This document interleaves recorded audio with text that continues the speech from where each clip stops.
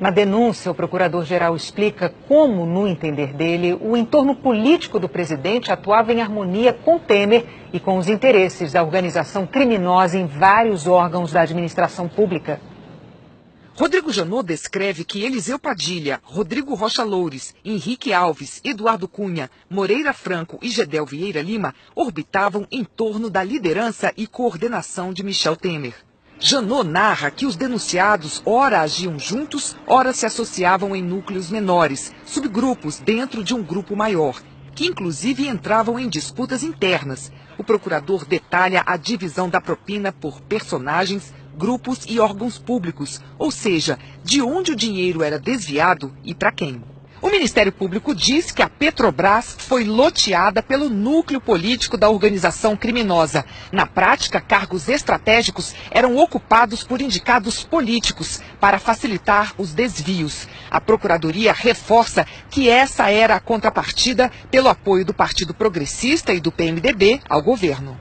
A denúncia diz que, quanto ao PMDB da Câmara, o ingresso na divisão dos cargos no âmbito da Petrobras aconteceu no final de 2007, quando a bancada do PMDB da Câmara de Minas Gerais, liderada por Eduardo Cunha e Fernando Diniz, articulou junto ao próprio partido e ao PT para obter a diretoria internacional da Petrobras.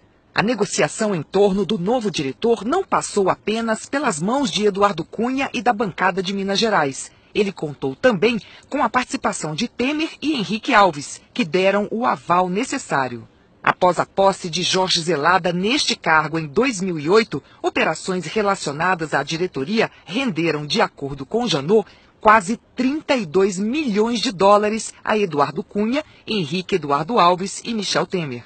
A denúncia também destaca que o primeiro pagamento no exterior foi feito em 21 de julho de 2010, apenas 6 dias após a reunião dos executivos da Odebrecht com Temer, Cunha e Henrique Alves, que se deu em 15 de julho de 2010 no escritório de Temer. O Ministério Público afirma que os pagamentos de propina no exterior somaram 20 milhões e 800 mil dólares, destinados a políticos do PMDB da Câmara de 2010 a 2012. A denúncia aponta também pagamento de vantagem indevida a Cunha, Henrique Alves e Temer através de um contrato no valor de 15 milhões e meio de dólares. Da Caixa Econômica Federal saiu a maior parte da propina identificada pelos investigadores. A Procuradoria diz que o ex-vice-presidente de fundos de governo e loteria, Fábio Cleto, indicado por Cunha para o cargo, atuava no fundo de investimento do FGTS, e o ex-ministro Gedel Vieira Lima atuava, à época, na vice-presidência de pessoas jurídicas. O doleiro Lúcio Funaro disse ter sido informado por Cunha de que Moreira Franco falou para Temer que isso, se referindo ao fundo do FGTS, seria uma oportunidade para fazer dinheiro e que, a partir daí, inicia uma briga entre o grupo de Cunha, Funaro e Henrique Alves contra Moreira Franco. O procurador afirma que, no âmbito do fundo de investimento do FGTS, entre 2011 e 2015, houve pagamento de propina no valor de 135 milhões e 800 mil reais. Na denúncia, o ex-ministro Gedel Vieira Lima é apontado como responsável por atuar na liberação de financiamentos, em troca de propina de pelo menos 10 empresas, muitas do grupo JIF de Joesley Batista. A denúncia diz que, ao todo, entre 2011 e 2013, Gedel liberou em torno de 5 bilhões de reais no âmbito do esquema montado na Caixa, juntamente com o apoio de Eduardo Cunha e Lúcio Funaro, responsáveis pela negociação com os empresários, e de Henrique Eduardo Alves e Michel Temer, que davam sustentação à manutenção de Gedel no cargo. Ao todo, esse grupo arrecadou por volta de 170 milhões de reais em propina. Das empresas contratadas por Furnas, 14 efetuaram doações a candidatos, comitês e diretórios do PMDB nas eleições de 2010, num total de 14 milhões e 600 mil reais.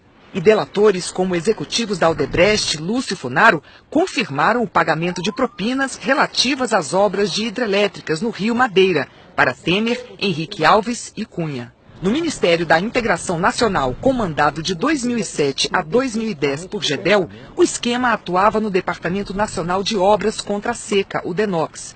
A denúncia aponta que a cobrança de propina no órgão era feita por interposta pessoa que, em nome de Henrique Eduardo Alves, cobrava das empresas que tinham negócios com o Denox um percentual em torno de 3% do contrato a título de propina, e que o mesmo percentual era cobrado em benefício de Gedel Vieira Lima. As delações da Odebrecht são citadas pelo Ministério Público para explicar a atuação de Moreira Franco na Secretaria de Aviação Civil.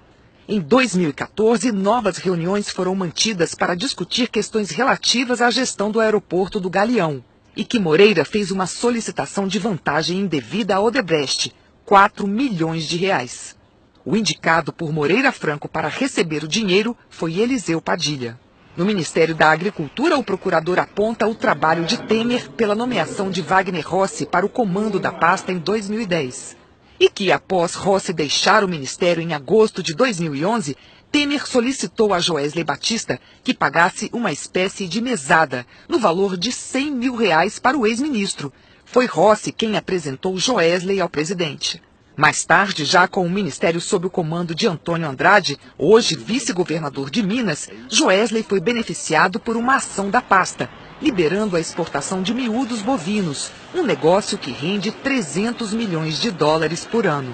A denúncia aponta medidas legislativas em que o grupo atuou, que Eduardo Cunha convidou Joesley Batista para a reunião na residência oficial da Câmara, ocasião em que solicitou o pagamento de 15 milhões para garantir que o setor de aves mantivesse a sua alíquota. Diz ainda que a propina foi paga em espécie a Eduardo Cunha, que inclusive cobrou um adicional de R$5 milhões a Joesley Batista.